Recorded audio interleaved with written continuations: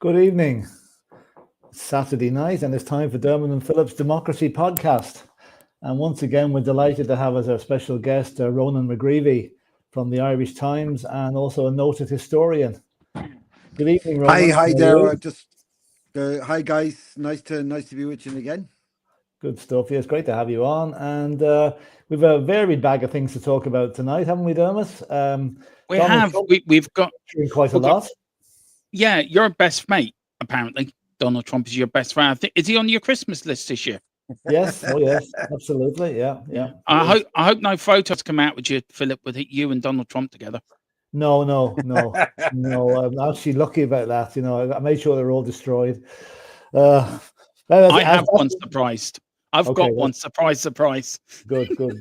That leads us into our first topic, the latest release by the Democratic Party of the photographs from I think they came from the Epstein estate, if I'm correct. They weren't released by the Justice Department yet. And I've only seen a few of the photographs, and some of them would be hinting at wrongdoing, but they don't actually scream it. So no, they don't. No, would you say that's the right description of them, Ronan? Yeah, I think that's right. They're just more circumstantial evidence about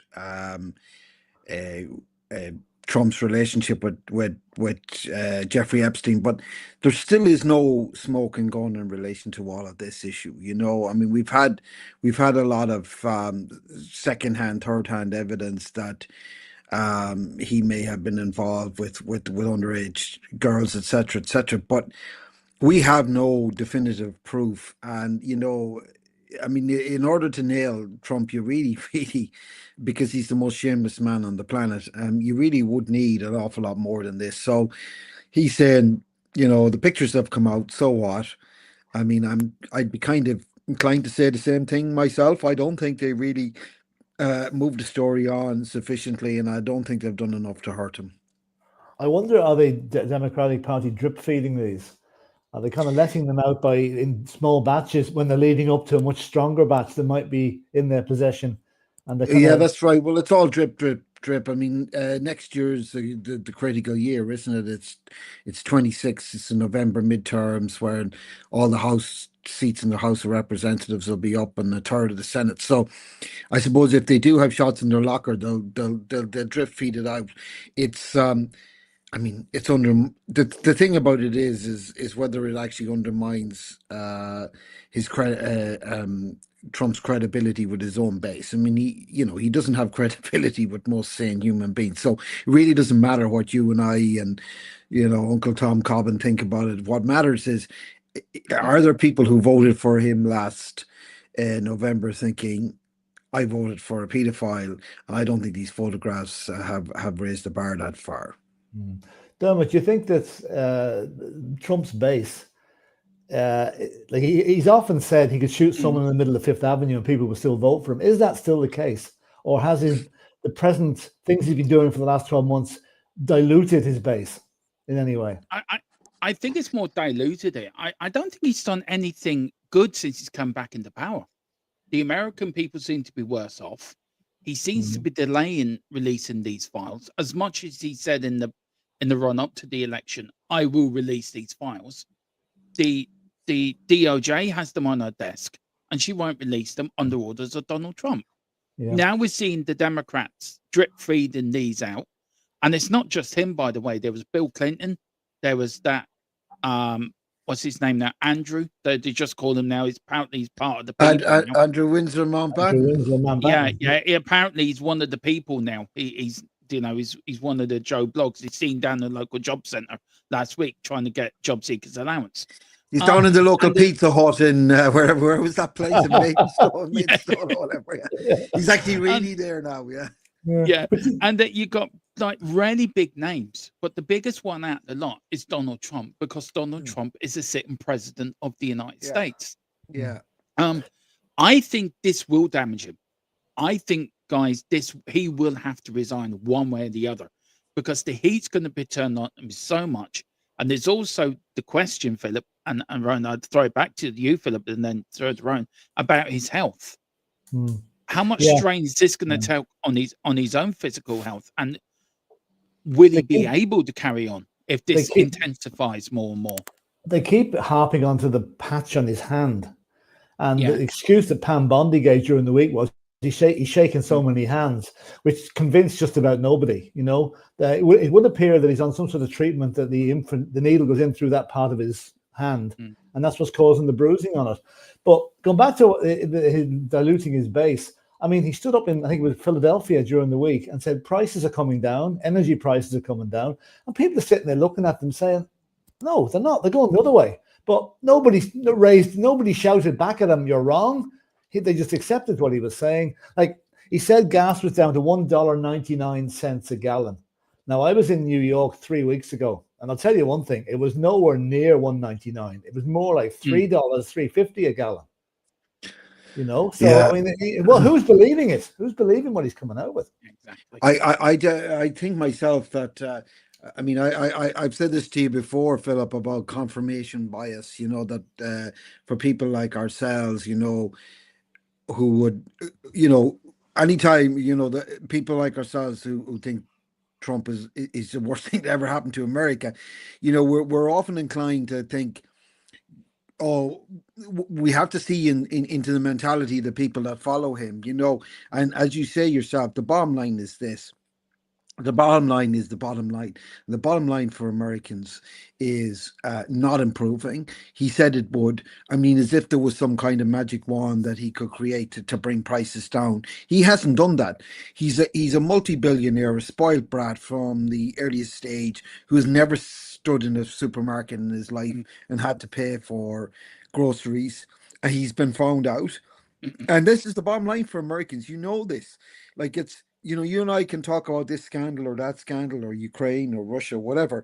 The bottom line is this: if you can't afford to pay for your groceries, and I read a report there last week, half of Americans are struggling to pay basic bills at the moment. Yeah. Some of them are going without. They're not able to pay the doctor. You know, I think it's around 47% of Americans can't pay their bills. That's the bottom line here. I mean, it doesn't. All the rest of it is, to me, it's kind of noise, and it's politically, it's interesting politically. But I mean, Trump was elected on the basis that he was going to bring down prices, and he hasn't done that. In fact, in a lot of cases, it's been the opposite. I'm just wondering, is it a case of the emperor's new clothes here? Like, in his first time around, he always had this reputation of surrounding himself with yes men who told him what he wanted to hear. Now, as you rightly say, that Donald Trump has never set foot in the supermarket in his life. Yeah. So is he being told that the price of groceries is going down? And Yeah, he's actually totally believing it He's and totally passing it on. yeah. Because nobody in totally their right mind, if they knew he couldn't keep a straight face coming out with some of the stuff that he's doing. So he obviously believes what he's been told. Yeah. I mean, this MAGA project is all on him. And, you know, if he's losing it, then the rest of them are losing it. Now, you know, we will see in the November elections next year. But you saw there where there was a Tennessee district that was 22 points in the general or the presidential election, and it's down to 9. You know, that's a 13-point swing. I mean, that would be a massacre for the Republicans if it were to happen in the midterms next year. So we'll have to wait and see, but things don't seem to be getting any better for ordinary Americans, and that's the bottom line. Yeah, and now we've got the thing of the threat of the upcoming war with, for want of a better word, with Venezuela, which has not been authorized by Congress. Congress have been bypassed completely in all these things. He's just taking it on himself. Yeah, he is taking it on himself to he doesn't like Nicolas Maduro. A lot of people don't, but he has no right to do what he's doing. Pete Hegseth is under could be indicted for the double tap strike on a fishing boat, and I mean, there's a general sense of lawlessness about this American administration, that they think they can get away with everything and anything, and so far they are doing that. There's no question about that, but the question is, if, for instance, that the Democrats get a hold of the Congress, get Congress back next November, are they going to be able to generate a level of accountability which doesn't seem to be there at the moment because the Trump administration is out of control. There's going to be a hell of a lot of inquiries and Senate hearings come next December, I think, if the Republicans are out of office, because they're going to have to be called to account for a lot of the things they've been doing, But Dermot, what do you think? Do you think that that Trump will ride the wave? Will actually go ahead and invade Venezuela? Like he's gathering the troops in the area at the moment.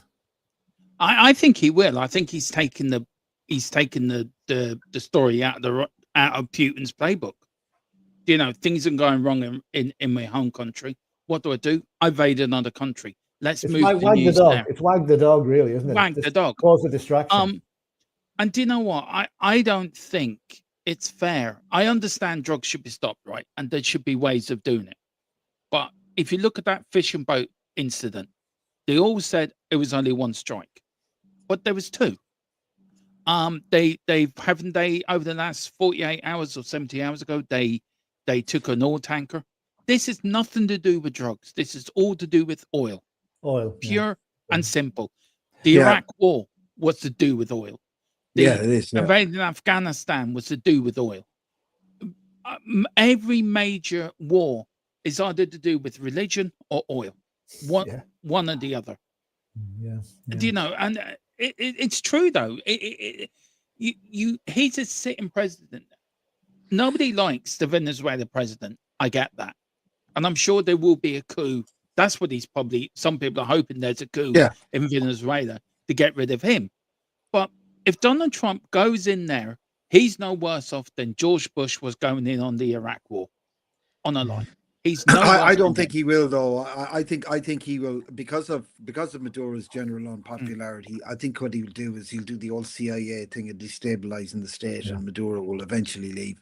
I don't think he will need to put boots on the ground. I don't think the Americans would stand for it, frankly. But there's many ways to skin a cat. So I don't see a full-scale invasion, but I think this is a sort of a ratcheting up of pressure on Maduro. It's a shame because, I mean, Maduro rigged the last election. There's no question about it. He's a tyrant, but this isn't the way to get rid of him, So I'm going to give Donald Trump a bit of credit for something here. You'd be quite surprised to hear this. It appears either him or the CIA or somebody gave the girl from Venezuela, whose name escapes me at the minute, who won the Nobel Peace Prize. They actually assisted her in getting to Oslo to collect the prize. In fact, she had to go through 10 checkpoints with a wig on and everything to get out of Venezuela, because obviously there's an active manhunt or woman hunt going on for her, So I will give Trump a little bit Mikado, of, although he maybe did it under the premise that she might hand him the Nobel Prize for getting her out there, He has got a peace prize, Philip. He has. Yes, he has. Don't forget that. He's already got a peace prize. And it's under investigation by the ethics committee, which I think everybody's totally surprised that FIFA have an ethics committee. But anyway, that's another day's work. The somebody once said, who was it that said that irony died the day Henry Kissinger got the Nobel Peace Prize? So I think we could say that about Trump as well. I think so. But that's Mr. Donald Trump now. He is. I saw a report today. One of the Democrat speeches in Congress, maybe it was yesterday, stating that Donald Trump's days are numbered. 325 days from now, that the House will switch and the accountability will become a word back in the American dictionary again, because it's disappeared in the last 12 months or so, completely. Yeah, it has, So anyone else, any other comments want to make about Mr. Trump before we move on to other subjects? I have one quick question. Is he, of course, he's arguing with Europe over Ukraine. Yes. Is he, I find it very bizarre that I think he's fighting Russia's corner here. I don't know what you guys think. I just think he is fighting Russia's corner here. Putin's puppet. He's always complaining. Like, did you see what he said during the week, that he reckoned that Zelensky hadn't even read the peace process, hadn't the plan? I mean, what gibberish is that?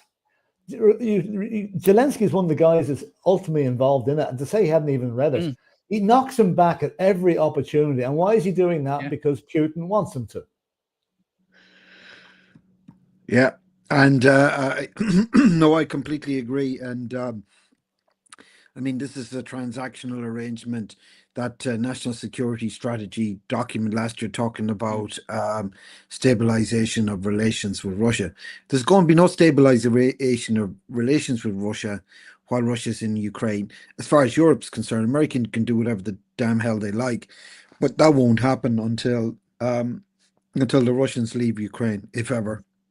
And also, That will never this thing he came out with during the week that he passed some comment about the people in. Obviously, he commented about Europe being in crisis and in decline and what have you. But he also stated maybe Europe wanted me to go over as overall king of Europe, if you like. Did you hear that comment? Where he No, they wanted me to be. They're so impressed with the job I'm doing, you know, which again is irony to beat the band, that they want me to kind of become the president of Europe as well as the president of the United States. So I mean, where he got that from, I really, really do not know. Probably again, emperor's new clothes. Somebody's feeding them stuff that doesn't actually come. I mean, he's always been me delusional, but right? Yeah. What's worrying me, guys, is the comment come out from NATO, the NATO general, saying that war is looming. Yeah. Now, you're talking about Mark Rutte. Mark Gray. What information is he getting from the intelligence agency for him to come out and make some comment along of a war is looming, likes of our grandfathers and our parents? Where's he getting this information from? Would it be from the intelligence agency in England, the CIA, Mossad? Where's he getting all this intelligence from? Because he must be getting it from somewhere for him to make a statement like that. Well, I thought the same thing. I mean, there's, I suppose, what he's thinking of. Rutte is thinking that Europe needs to wake up to what's going on here. The Russians are pumping in 40% of their, national budget into weapons and into the and Europe needs to respond in kind. I mean, it's the last thing that Europe needs at the moment, with so many other demands that nation states have to spend a lot more money on defense, which is, it's almost like wasted money unless you use it, because it's for defense, it's not for offense. So, I mean, I suppose he's trying to. I think what he's saying is he's trying to condition Europeans to think that, the long era of peace that existed, say, from 1945 to 2022 on the continent of Europe is over, and we've got to be on a war footing, So that's sadly what I think he's saying at the moment. Yeah, and when you also see a country. Sorry, go on, Dermot. Sorry, Philip. Go on, Philip. Go on. A country like Denmark has come out and said they don't regard the United States as a trustworthy ally anymore. No. They can't share intelligence with them because they don't know where it's going. It's just shocking, really. You think about it. Everything goes straight back to the Kremlin. Yeah, and if you look at it also, we're neutral. I think Norway's neutral as well. We're not part of NATO. We're not part of NATO. So what does that mean for us then? I mean, look, the job you work in, Ronnie, you know a lot more than me, and Philip's got a lot more experience than I have in the world affairs like. But where does that leave Ireland as a country? Because we know England, the UK are in NATO, so they're going to be drawn into some sort of war. What about us? Where do you think Micheál Martin's going to take us? Because is he going to stick to the neutrality? Or will he, if he does go and say Simon Harris comes in, will they take us into NATO? Where does it leave us and our neutrality? Well, I'll take that, Philip. Yeah, sure. I mean, first of all, it's questionable whether even NATO exists as we understood it before. Yeah. That's the first thing. Secondly, we are, even with the best will in the world, we're nowhere near NATO standards. Even if we wanted to join, they wouldn't have us because we don't have a functioning defense forces that could contribute positively to NATO. That's right. I think what we should be focused on is our own backyard, defending ourselves. That's a fundamental principle. That has nothing to do with neutrality. I mean, if you take countries like Switzerland, Austria, until recently Finland and Sweden, I mean, they were neutral countries, but they were positively neutral in the sense that they actually took their defense seriously. We don't. We never have done since independence. So we're just going to have to start taking it seriously. I mean, the thing about it is, I suppose, in many ways, we think of warfare in the old, tanks rolling across borders and stuff like that. It's not really how it works anymore. A lot of it is down to sabotage. A lot of it is down to drone strikes. Misinformation. That's all hybrid warfare now. And in many ways, you could say that we're already at war. We saw what happened last week in around the Zelensky visit, and the 5 drones that were off the coast of Ireland. We couldn't even detect them. And I mean, the question is this: who in the right mind would send up these drones in a no-fly zone with a world leader like Zelensky coming to Ireland? I mean, who has the capacity to do that? And then, the obvious answer is Russia.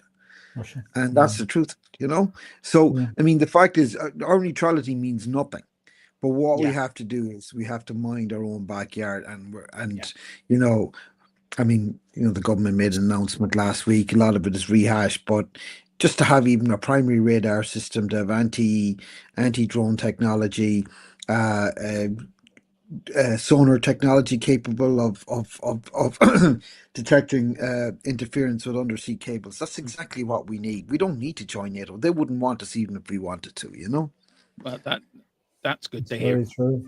But I don't fancy going off to Russia. Too cold. Did you see? I saw Chancellor Schulz, the German guy. Now, it was a translation of what he's supposed to have said. Now, I don't know whether it was photoshopped or whatever, but he was calling for a state of emergency to be declared by the European nations because of the way things have gone with the Russian situation. So that's kind of worrying. It kind of backs up what the NATO guy was saying. Are we closer to conflict generally than we actually realize? Yeah. Or maybe we're already in the conflict and we don't realize it because we are fixated on the old-fashioned idea of war as being army shooting across, shooting at each other, whereas there's a million ways to skin a cat now, And when you look at all the incidences of sabotage around Europe, drone flights in airports, misinformation. Apparently, the Russians took out some power plant in the United States very recently. That's the sort of stuff we're thinking about. So we could already cyber attack. Yeah. I mean, we could already be in the Third World War, and we don't know it yet. That's the thing.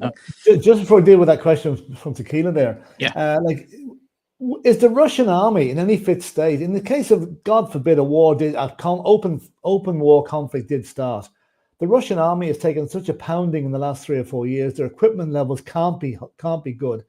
Would the combined armies of the NATO countries, regardless how weak NATO is, be enough to take out the Russian army, leaving aside the nuclear element that would no doubt come into it? Dermot, or do you want me to take that, or because I'm doing a lot of the talking? I've got a theory, but I don't know if you would agree with it. But I have got a theory. I would think Russia would be backed up by North Korea, by China, and by Iran. And possibly India as well. India as well, yeah. They would all come in. I don't know if you would agree. It's only a theory, but I would think these other Axis powers will come to Russia's aid. Well, you've got 2 of them are at least nuclear. North Korea and India are both nuclear. Well, haven't North Korea already given Russia troops already? Yeah. Oh, yeah, they have. Loads of them. A lot of them came back in body bags as well. Yeah. So do you think that could be that a bit like, I know it's a bit like the Axis powers that all can get together on? Do you think that might happen? Yeah. I don't think in a conventional war that the Russians would prevail over even Europe. I mean, if you look at it, you're talking about, in terms of population, you're talking about 500 million people in Europe against 140 million in Russia. You're talking about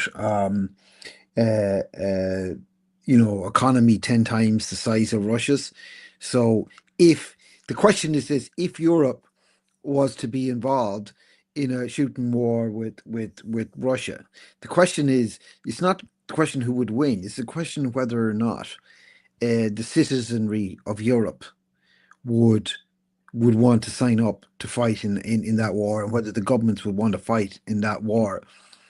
So I don't. That is the fundamental question, and this is why, you know, a lot of European leaders are talking about, talking about a generalized war situation. They're talking about, as Rosa said last week, we could end up fighting the war that our grandfathers and great grandfathers fought. I don't see that happening. I don't see that happening myself. I don't think Russia's strong enough to take on Europe. But you have to be prepared for that eventuality. I mean, you've got if Russia was to prevail in Ukraine, right? What's to stop it then going for Lithuania, Latvia, Estonia, and then also Finland? I mean, they've even said themselves last week that Finland is now a national security threat to Russia, and the Finns, who have about the same population as ourselves, they now have compulsory military service, and every able-bodied man and woman has to know how to operate a drone and fight in an unconventional war. So, well, I can't remember the old Roman saying in Latin, but it's absolutely true. The best way to prepare, the best way to keep the peace is to prepare for war, because if European governments are serious about rearming, it's the best way to prevent Putin ever starting a shooting war in Europe. Right. Yeah, true. Well, I'm heading to Leitrim if anything starts. Yes, we've lots of bunkers down here, Dermot. Yeah. Do be funny though. On the serious point, I think Tequila and Philip, just a quick question, and then we'll get to Tequila's question. We're the last line of the European border. We are. Ireland's the last line, and then it's America. Well, is there any way Iceland could say they are, but we're. Yeah. Is there any way of moving Ireland somewhere into the Caribbean so we can be well away from it? Is there a way of pumping up the country and we just go sailing down? Tequila, come over. I keep telling you, get over to Ireland. We'll go to the Caribbean next week. Right. Go on. Do you think the state of the horror are showing is this the end of times? Well, I mean, if they start lobbing nuclear weapons at us, then yes, I suppose you have to say it is. But hopefully it won't come to that. I mean, is he mad enough to do that? Is he mad? Is Putin mad enough to send a nuclear weapon either to Europe or America? Is he mad enough? I don't know. Is he? I mean, does he realize that there's no going back once you do something like that? And chances are there'll be retaliations, quick, swift, and merciless if it does happen. Yeah. So, yeah, I mean, the question is he right? People say he's a rational actor, right? But the question is, even if he were to order a nuclear strike tomorrow, would his command structure actually approve it? Yes, yeah. I don't know. I mean, it's like nuclear weapons are not an option. They're just not an option, no matter which way you skin the cat, because it just leads to mutually assured destruction. So. It's just indicative of the fact that he can't win a conventional war against Europe if he tried to. No. Well, I think it's a genuine question by Tequila. Big up to you, Tequila. It's a decent question to ask, actually. It absolutely is. It's very relevant. Yeah, very relevant. And he does say, to add to that, because we are 3 Spurs fans, he says, I'm going to head for Levy's bunker. He'll have one. You think he would let me in? Tequila, I think if you flash the cash, and me and Philip and Ronan will be there, we'll be backing you up. We'll get you in, bud. No problem. Just to do briefly off on Daniel Levy, did you see where the Lewis family have instigated an inquiry into his running of the club over the last 25 years? Really? Yes. Yeah. They're not implying any wrongdoing, but they're looking to see, was there opportunities missed? Was there sponsorship deals turned down and maybe should have been accepted? Things like that. Was player acquisition done right? It's kind of a general sort of think back for the last 25 years. And I suppose it's come on the heels of the sudden departure of Daniel Levy and the obvious falling out that there was between them. And because he is Joe Lewis's godson, so he's nearly family. You sure he's not Charlie Hart? Charlie Hart, he's got some for what he's been up to. No. Talking to Charlie High, we're now going to move on to Charlie High's successor, one of his successors. Can Micheál Martin survive? You're asking me. Yes. Survive for how long? That's the question. I mean, To the next election? I don't think he sees out next year. I don't think he sees out next year. Personally. Yeah, I don't either. I mean, he's not going to be. The next election's not till 2029. I don't see him being in charge in 2029. I mean, people said prior to this that there wasn't the reason he's been in power. I mean, it's incredible. His longevity is incredible. He's been 15 years as Fianna Fáil leader. Because there was no obvious successor, but there's now an obvious successor, which is Jim O'Callaghan. And please no. Well, yeah, I know. Well, look, I mean, I'd rather Kermit the Frog than him. I'm being honest. Kermit the Frog's got more. We have to deal with the world as it is, not the way we wish it was. And I know. I get Philip to run for it. Philip, you and Philip the Perry will be better together than that. Why not? Why not the Minister for Public Expenditure? What's his name? Jack Chambers. Jack Chambers. Why not him? Inexperienced.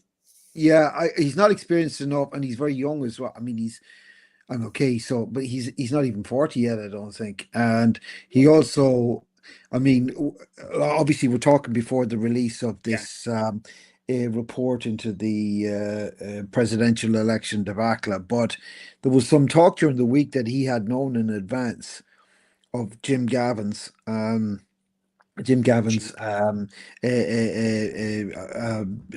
appointment, or that Gavin had a problem with a tenant, right? Nice. I mean, I read that somewhere during the week. I don't know how true it is. You'll have to answer for that. But if it's the case that he knew about this and chose not to, chose to turn the other cheek, or just chose not to realize the bombshell that this could end up being, I think he could be in trouble. But I don't think he's going to be the next Fianna Fáil Taoiseach. I think he may be Taoiseach someday, but I think this is Jim O'Callaghan's race to lose. And I mean, Micheál Martin is going up until, is it 27? I'm just trying to think here when he's supposed to hand over to Simon Harris. It is 27. I think he'll hang on to them, but I cannot see him being in charge in 29. I just don't see it happening. You think there might be the night of the long knives might come up once he's handed over to Simon I think Harris, he'll just leave. He's not actually in the public. He's not actually in the real top job at that stage. He can quietly move to one side. Yeah, or quietly move to one side. Yeah, I think he'll. I think he's smart enough to know that he's not going to lead Fianna Fáil into the next election. The question is then, when's the swan song? And people say, right, well, it could be the end of 27, but then he has to see out his term as Taoiseach, and then I'd say he'll resign as Fianna Fáil leader, and Jim O'Callaghan will take over for the following election. Nice. Yeah. Philip, do you want to explain to people that are watching about this inquiry into the Fianna Fáil debacle for the presidential election? Because many people who don't follow Irish politics might not know. So it was Jim Gavin was a GAA man, wasn't he? And he was brought in. So do you want to explain GAA man. I think Rona might be better at explaining this to me. Jim Gavin was pushed very hard by Micheál Martin as the candidate, but Ronan, you might be able to explain that better. Okay, yeah. So we had a presidential election this year. It's 20 to succeed Michael D. Higgins, and the question was during the summer, would Fianna Fáil put up a candidate or not? And Bertie Ahern, the former Taoiseach, was looking for the nomination from the party. Micheál Martin did not want Bertie Ahern. He didn't want to remind people of the crash, the economic crash, and also the scandals surrounding Bertie Ahern. So it's ABB. It was anybody but Bertie and there was no obvious candidate within the party. So he set upon this idea of asking Jim Gavin to do it. Jim Gavin has on paper an exemplary CV. He was an Irish Army officer. He's an Air Corps pilot.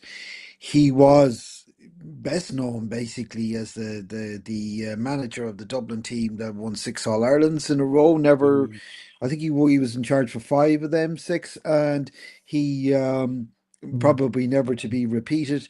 He also was chair of a couple of us, the Citizens Assembly on the future of Dublin. He chaired some inner city task force and all the rest. Like, on paper, he had a great CV. The problem with him was that he was as wooden as a plank, and he was basically imposed upon the Fianna Fáil party by the party leadership, as in Micheál Martin with Jack Chambers' connivance and all the rest of that. And there was another candidate waiting in the wings, Billy Kelleher, who's a very well-respected MEP politician, and he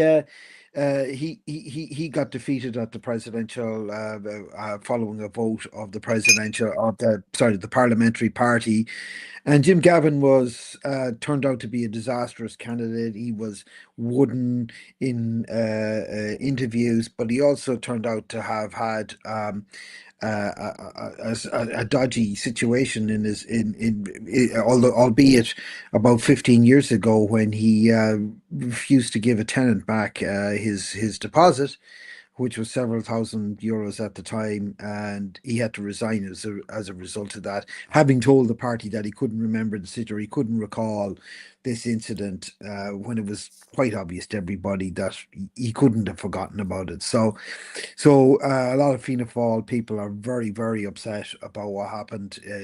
The fact that Gavin was imposed upon the parliamentary on the Fianna Fáil party without our old friend proper due diligence being done, or even any kind of sort of stress testing as to whether or not how he would do in interview situations and so on. So that's where it's at the moment.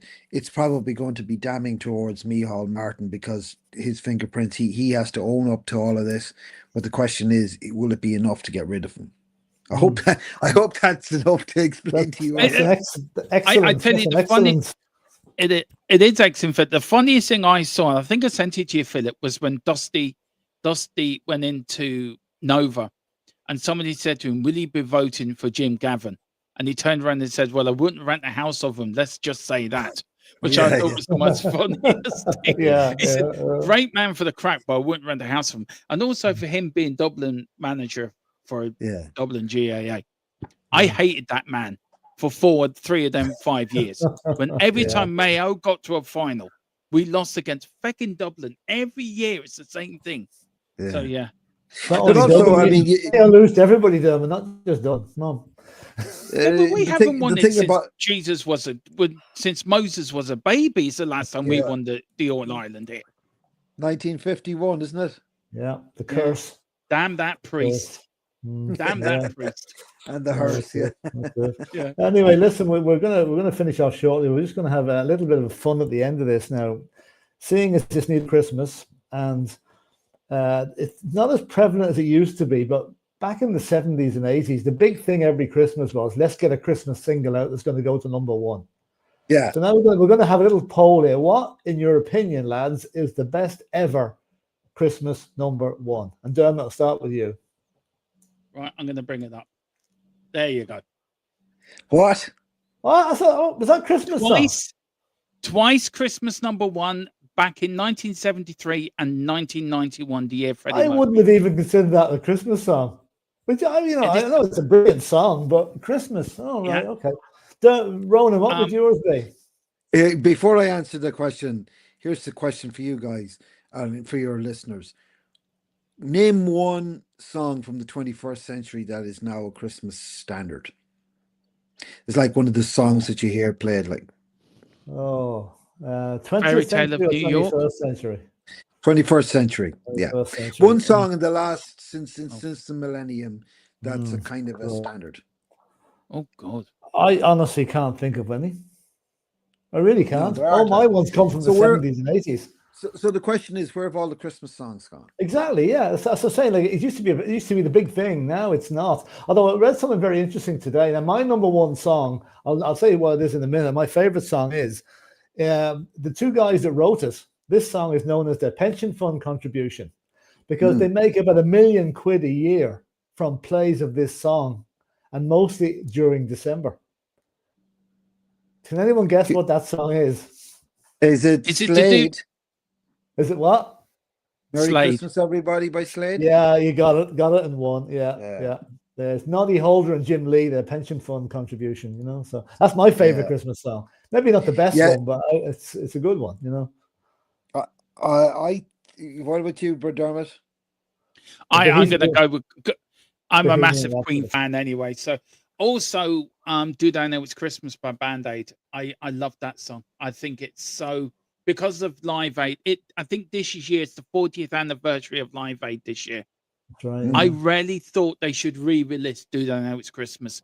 For what's happening around the world, I think they should re-release it. Bob Geldof, if you're watching, do. But yeah, just very quickly, just moving off Christmas, Live Aid, 1985. Where were you and what were you doing, and who was your favourite band that day?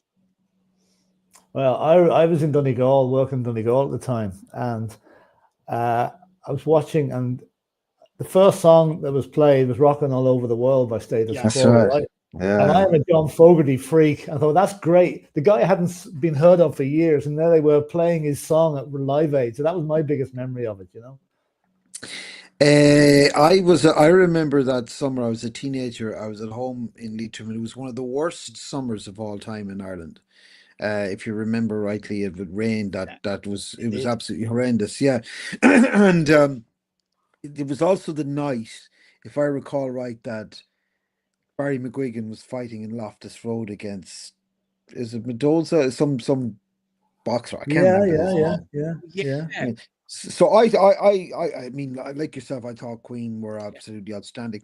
The other band that sticks in my memory was U2, who were like they completely lost it. Well, at least they thought they lost it that day, because they had cut their they didn't even, one of their songs they didn't even play because Bono just went on and on and on. Yeah, I remember seeing Led Zeppelin as well, or whatever was left of them, with the two drummers. It was a disaster, absolute disaster. Phil Collins. Who's the guy that went over to play in Boston as well? Was it Phil Collins or? Yeah, he flew on Concorde. Do you remember? Yeah, he played in both of them. And he ended up. There was two drummers on the Led Zeppelin set.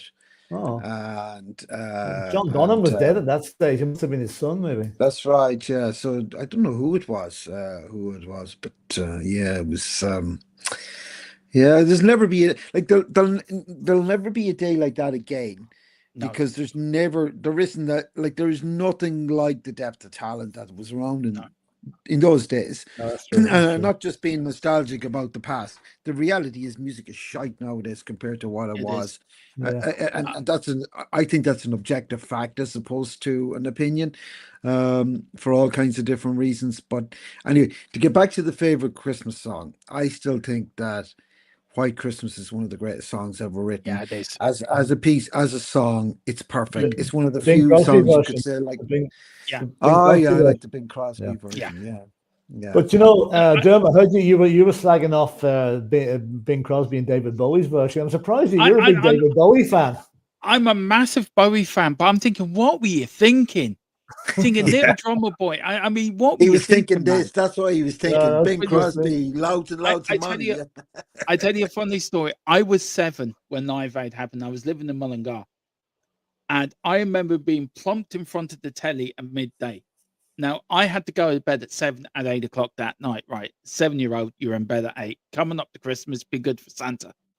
My mum went out for a party where she was working. My dad let me stay up and watch the It From America night. And I saw Eric Clapton for the first time.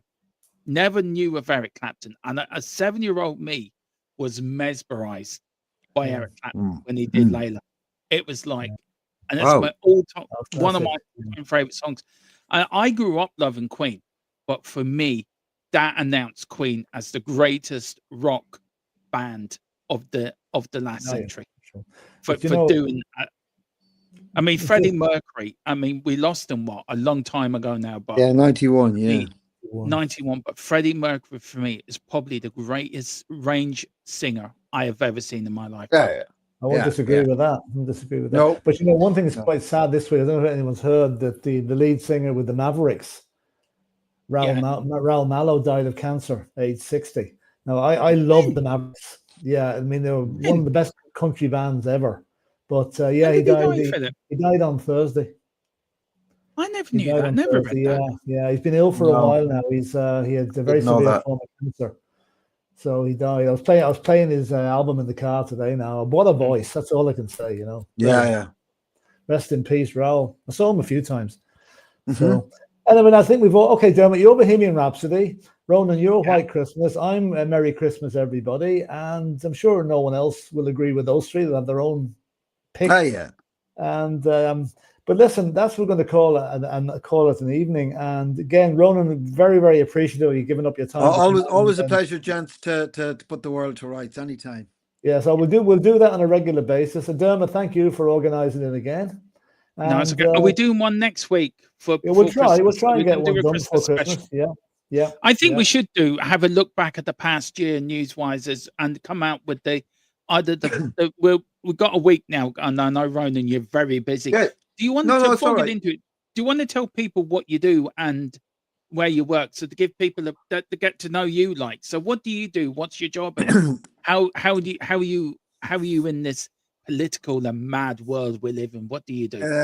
Well, my day job is as a journalist with the Irish Times. I'm also a videographer with the Irish Times, but I suppose my aside is that I've written quite a few books on Irish history. My speciality is the Irish Revolution between 1916 and 1923, and also the First World War. I have written and edited 4 books on the First World War, so I'm interested in all things political and history. So, hence my appearance on the channel here. We've got to do one. I'm a Spurs fan, so there you go.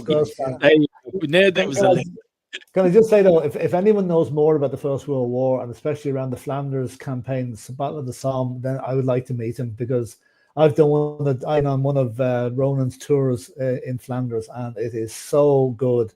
I recommend it to anybody. Absolutely brilliant. I remember you raving about it, Philip. I remember you raving about it. Like, and you were sending me videos as well, and I was you sent me a video of it, and it was like, wow, that man knows his stuff. Like, but I'd love to do one on Mick Collins, because people know I am related to him, the greatest Irishman that ever lived. Sorry, everybody's related to Michael Collins. My great this is true.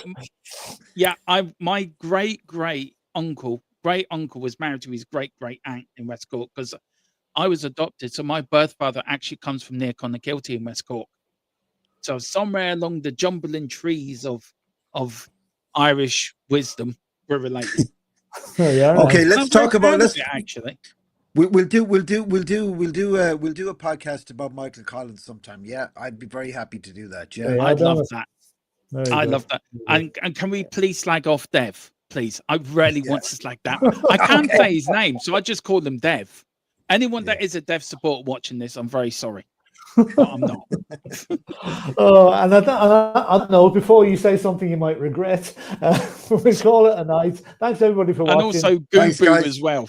We've got to do Goobu as well. Oh, Goobu as well. Right. Yeah, absolutely. Yeah. Right. Good luck, guys. Before we go, just speaking on. Yeah, just one thing before we go.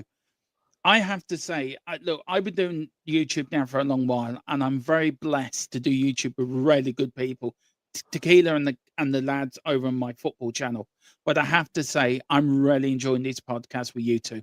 It's an absolute pleasure and an honor to share this news podcast. Well, the pleasure's all ours as well, Dermot. So absolutely, absolutely. As the baby of the group, I don't know a lot, and you guys, I can listen to you lads all evening. Over a pint of Guinness somewhere in the pub with a roaring fire and you two talking. I could listen to you two all evening. So please, everyone in the comment section and in the comments, but definitely in the comment sections, give Philip and Ronan a massive big up, because this would not be possible without these two gentlemen with me. Good. So thank you very much, guys. Good night, lads. All right, guys. All the Thanks, best. Dermot. See you God now. bless. Bye-bye. Bye-bye. All the best. Bye-bye. Oh, hang on. I haven't got the outro done right. Philip, talk for just mumble anything for a few minutes. Yeah. Arsenal. I think Arsenal are still drawing the leash with Wolves. That's any good to anybody. Look, very quickly before we end off, Philip, I want to ask you a question very quickly. I was meant to ask Ryan, but I asked you.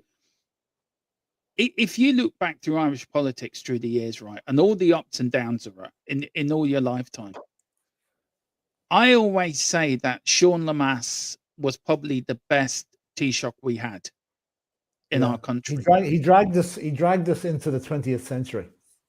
Yeah. Who would you so innovative.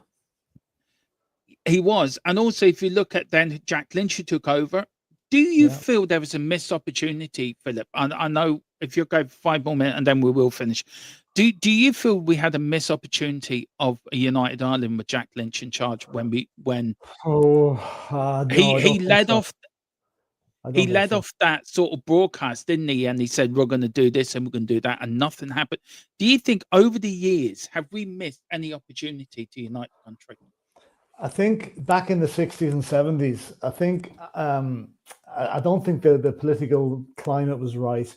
They may have wanted it, but I don't think, especially there was no willingness in the north of Ireland to become a united Ireland. There still isn't in a lot of places. But if I could just, there's a TV series running at the moment on Channel 4. Now, it was on one of the streaming channels last year. It's called Say Nothing.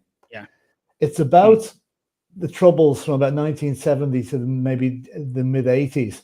And it's the story of Dolores and Marion Price, who went on hunger strike in England. But Jerry Adams features very, very strongly. And in fact, he's denied everything that's said about it. He's denying it.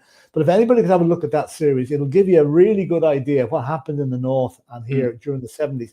And also why there was such a objection or resistance against the United Ireland. So I don't think Lemass or Jack Lynch would have had the strength to do it, because it was just too big a job at that time. Yeah, and still is to this day. Still is. Also, there's a great 3-part TV series. You can find it on YouTube. The fella that starred in what's the name of TV series? He played Littlefinger. Game of Thrones. He's the Irish actor. I forget his name. Maybe you might know him, Philip. No, I didn't watch Game of Thrones, so I forget his name. He starred in a few things. He starred as Charlie Hutty in the 3-part TV series. Oh, right, yeah. I would recommend everyone to watch that. It's a brilliant TV series. It's 3 parts. It is live on YouTube. I will dig it out and I'll stick the link for it in the next show next week. But Philip, we are going to bounce out. Thank you for everyone watching, and thank you for humoring me this evening, Philip. Yeah, exactly. I think my stream's frozen here now, so hopefully I'll better go. It is. My battery's about to go. Okay. That's the problem. Okay. See you later. See you next week. Take care. Bye.